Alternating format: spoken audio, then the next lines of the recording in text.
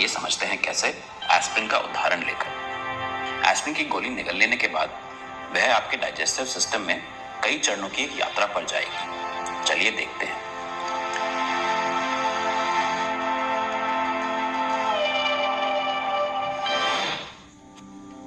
पहला चरण, absorption. Aspirin की गोली खाने की नली से होकर पेट तक पहुंचती है, जहां ये बहुत छोटे छोटे कणों में टूट जाती है। इन कणों का अगला पड़ाव होगा छोटी आंत यानी स्मॉल इंटेस्टाइन। स्मॉल इंटेस्टाइन में पित्त और अग्नाशय के स्राव इन कणों से मिल जाते हैं। स्मॉल इंटेस्टाइन में सिलवटें होती हैं, जिनकी वजह से आंत की ज्यादा सतह भोजन के संपर्क में आ पाती है। इन सिलवटों पर उंगलियों की आकार की छोटी छोटी बनावटें होती हैं, जिन्हें विलस कहा जाता है। हर विलस में ब्लड कैपिलरीज होती हैं। विलस पोषक तत्वों, जिन्हें यहाँ पर हरे रंग में दिखाया गया है, उनको अवशोषित करके इन कैपिलरीज को दे देते हैं। दवा का अवशोषण तब होता है जब वे प्रवेश करती हैं खून में, जो कि दवा को पूरे शरीर में फैला देता है। अगला चरण, डिस्ट्रीब्यूशन। ब्लड प्लाज्मा में एल्ब्यूमिन नाम के अणु होते हैं। एल्ब्यूमिन पोषक तत्वों से जुड़कर उन्हें पूरे शरीर में पहुंचा देता है। उसी तरह एल्ब्यूमिन दवा से भी जुड़ जाता है। यहाँ आप एस्पिरिन के अणुओं को एल्ब्यूमिन से जुड़ते हुए देख सकते हैं।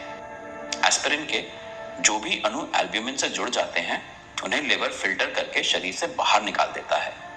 केवल शेष एस्पिरिन अणु ही शरीर में फैलकर अपना काम कर पाते हैं। अगला चरण, मेटाबॉलिज्म। एस्पिरिन की यात्रा का अगला पड़ाव है लिवर। एस्पिरिन युक्त ब्लड लिवर की नीचे वाली नस से लिवर में जाता है और ऊपर वाली नस से बाहर निकल जाता है। लिवर फिल्टर की तरह काम करता है। ये दवाओं को शरीर में फैलने से पहले मेटाबोलाइज कर देता है। एस्पिरिन की बहुत कम मात्रा ही सफर में आगे बढ़ती है और दर्द वाली जगह तक पहुंचती है। आपका शरीर एस्पिरिन को इतना फिल्टर कर चुका होता है कि उसकी ली गई मात्रा में से केवल 68% ही शरीर पर कुछ असर कर पाती है।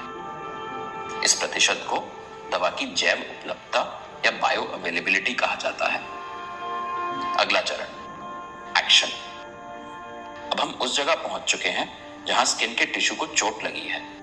स्किन टिश्यू यहां प्रोस्टाग्लैंडिन नाम का एक केमिकल बना रहे हैं, जो सूजन पैदा कर रहा है। प्रोस्टाग्लैंडिन स्किन में मौजूद उन नर्व्स को भी संदेश भेज रहे हैं जो दर्द का एहसास होने के लिए जिम्मेदार होती हैं। एस्पिरिन के अणु खून के माध्यम से यहां पहुंचकर इस प्रोस्टाग्लैंडिन को बनने से रोक देते हैं। इससे सूजन कम हो जाती है और दर्द का एहसास भी कम हो जाता है। यानी एस्पिरिन ने अपना काम कर दिया। आखिरी चरण, एक्सक्रीशन